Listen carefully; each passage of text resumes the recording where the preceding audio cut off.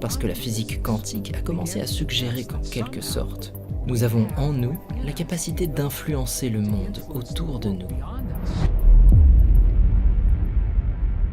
Aujourd'hui, je vous propose de découvrir le discours de Gregg Braden à propos de la fameuse divine matrice, du champ invisible qui relierait toutes les choses vivantes, ou de la toile du collier d'Indra, comme on dit dans l'hindouisme.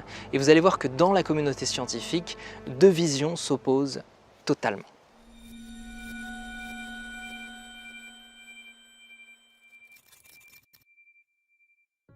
S'agissant de notre relation avec le monde qui nous entoure, que nous reconnaissons comme cette matrice ou ce champ d'énergie, il y a deux perspectives très différentes que les scientifiques ont retenues concernant notre relation avec ce champ.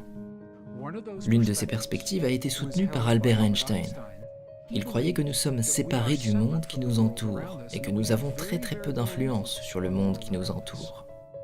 Et j'aimerais partager avec vous ce qu'était la perspective d'Albert Einstein, selon ses propres mots. Albert Einstein a dit, et ceci est une citation, « Nous vivons dans un monde qui existe indépendamment de nous, les êtres humains, et qui se tient devant nous comme une grande et éternelle énigme, juste partiellement accessible à notre maîtrise et à notre pensée. » Fin de citation.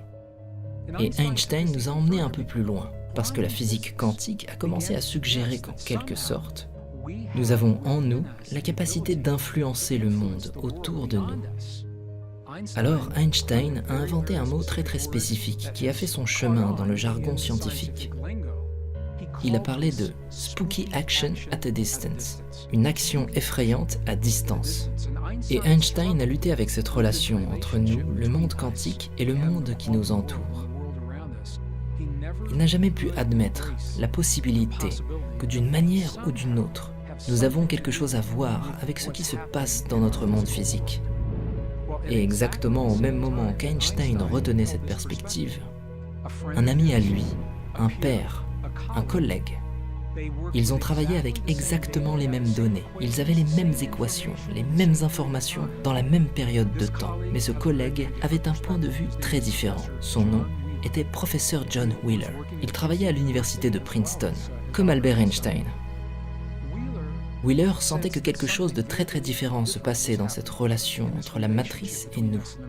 Alors j'aimerais partager avec vous le point de vue de Wheeler avec ses propres mots. Et puisque ce qu'il a dit peut sembler ordinaire dans notre monde d'aujourd'hui, essayez de le percevoir à travers un flashback dans les années 40-50, lorsque les scientifiques faisaient ces découvertes. Pour John Wheeler, avoir la force, le culot et le courage de dire à la communauté scientifique ce que vous allez entendre, en présence d'un monde qui ne soutenait pas ces théories. Cela nous donne un aperçu de la grandeur de l'homme qu'il était, et d'à quel point ses idées étaient fortes et continuent de l'être aujourd'hui. Écoutez ce que John Wheeler a dit. Wheeler a dit, et ceci est une citation, « Il est inconcevable d'imaginer un univers qui ne nous contiendrait pas, nous, en tant qu'observateurs. Parce que les moindres éléments constitutifs de l'univers sont le fruit de notre observation. » Ce que Wheeler a dit, et ceci est une citation, « Nous faisons partie d'un univers qui est une œuvre en cours. Nous sommes de minuscules parcelles de cet univers, se regardant et se bâtissant lui-même. Nous vivons dans ce qu'il a appelé un univers participatif. » J'adore ça. Nous vivons dans un univers participatif. Pensez à ce que John Wheeler vient juste de dire. Il a dit que l'univers existe parce que nous sommes en train de le créer au fur et à mesure. C'est une idée très différente de la physique conventionnelle, qui présente l'univers comme étant là en premier, et nous serions venus plus tard, comme une conséquence, et nous n'aurions que très peu d'influence sur le monde qui nous entoure. Wheeler a dit que nous sommes en fait en train de construire cet univers. Ce n'est pas achevé, nous sommes toujours en train de bâtir dans cet univers participatif. J'aimerais juste prendre un instant, pour vraiment plonger dans les implications de ce que Wheeler vient d'énoncer ici. Ce qu'il a dit implique que nous ne trouverons probablement jamais la plus petite particule de l'univers. La particule qu'il recherche au CERN, il suppose que nous ne trouverons probablement jamais ça, que nous ne trouverons sans doute jamais le bord de l'univers et ce qui se trouve au-delà, Nous construisons des machines, des télescopes, qui nous permettent de regarder de plus en plus proche et de plus en plus proche des limites de l'univers. Mais nous sommes en train de dire que nous ne les trouverons sans doute jamais. Et voici pourquoi. Il a dit l'acte. C'est l'acte de vous et moi, regardant, scrutant à l'intérieur de l'univers, avec l'espoir que quelque chose existe pour que nous puissions le voir. Ceci est en soi un acte de création. Donc l'acte d'observer à travers la plus petite particule de matière, avec l'attente que quelque chose soit là, devrait toujours y mettre une autre particule pour que nous puissions la voir. Et c'est exactement ce qui se passe. Nous construisons des machines de plus en plus grosses, avec de plus en plus d'énergie, pour faire entrer en collision ces particules. Elles se brisent en 1 milliard de morceaux et à chaque fois, les scientifiques se disent « Ah, nous avons obtenu la plus petite particule ». Puis lorsqu'ils regardent d'un peu plus près, il y a encore autre chose. Et il n'y a pas si longtemps, les astronomes utilisaient des radiotélescopes et pensaient avoir trouvé les frontières de l'univers. Ils ont dit « Nous avons atteint une limite, les bords de notre univers. Nous devons construire un autre télescope pour voir ce qu'il y a au-delà de cette frontière. » Ils ont construit un nouveau télescope, plus puissant. Et ils ont dit « Oups, ce n'était pas vraiment la limite, parce qu'il y a encore quelque chose au-delà. » Ce que Wheeler nous dit, ce qu'il nous révèle, c'est que notre rôle dans la matrice divine est un rôle vivant et dynamique, où nous créons à mesure que nous avançons. Et nous devons incarner dans notre vie et en notre corps ce que nous choisissons d'expérimenter dans ce monde.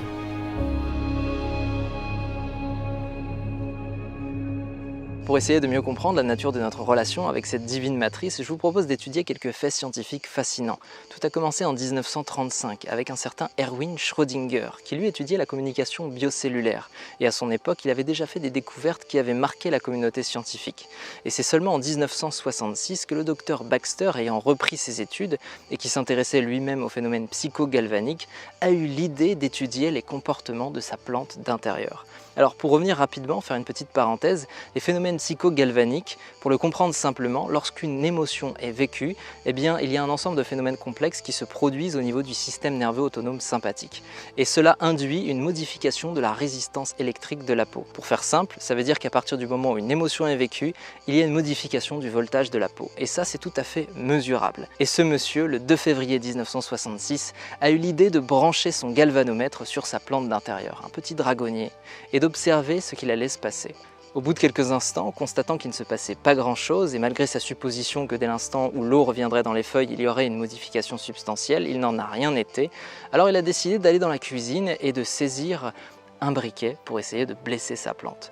Et à sa grande stupeur, au moment où il est revenu dans la pièce, il a constaté une modification de son polygraphe qui indiquait une réponse émotionnelle de courte durée. Stupéfait, par la suite il a laissé son polygraphe branché à sa plante lorsqu'il est parti en voyage et lorsqu'il est revenu, il a constaté qu'au moment même où il avait pris la décision de rentrer, il y avait une modification du polygraphe. Comme si la plante réagissait aux réactions émotionnelles de son propriétaire. Alors vous doutez bien que par la suite, ces résultats ont été approfondis et que d'autres études ont été menées. Et parmi toutes ces études, il y en a une qui m'a particulièrement fasciné. C'est l'histoire de 2 tomates.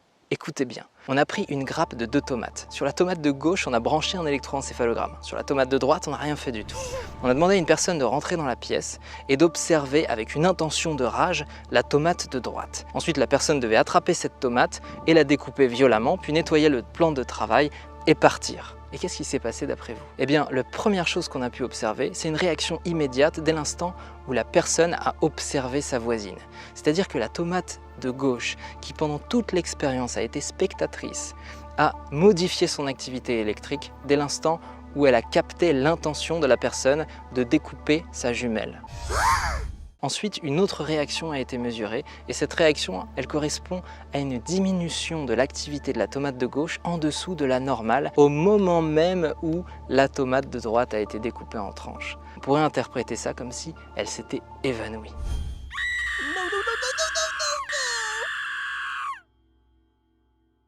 Chose encore plus fascinante, le lendemain, lorsque la personne qui avait participé à l'expérience est venue pour observer les résultats, on a encore une fois observé une modification du polygraphe, comme si la tomate qui avait survécu était capable de reconnaître l'énergie du tueur.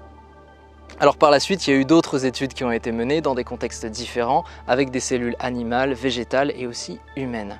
On a prélevé quelques leucocytes sur la joue d'un donneur et on les a mis à l'extrémité du laboratoire, dans un environnement qui permettait de mesurer l'activité électrique à l'intérieur de ces cellules. Ensuite, on a pris le donneur, on l'a mis à l'autre bout du laboratoire, dans une cage de Faraday, donc isolée de toute possible communication électromagnétique. Et on a exposer cette personne à des images calmes versus des images violentes pour mesurer sa réponse émotionnelle. Et figurez-vous qu'à l'autre bout du laboratoire, au même instant, à chaque fois qu'il y avait une réponse émotionnelle, on pouvait mesurer une réaction électrique dans ces cellules. Et il faut savoir que les leucocytes sont des petites cellules blanches qui ont une durée de vie très courte, maximum 2 heures. Donc cette étude a été menée dans un environnement temporel très court. Alors ce qui est fascinant avec ces résultats, c'est qu'ils nous permettent d'extraire quelques principes afin de mieux comprendre la nature de notre relation avec ce champ invisible qui relie toutes les choses vivantes.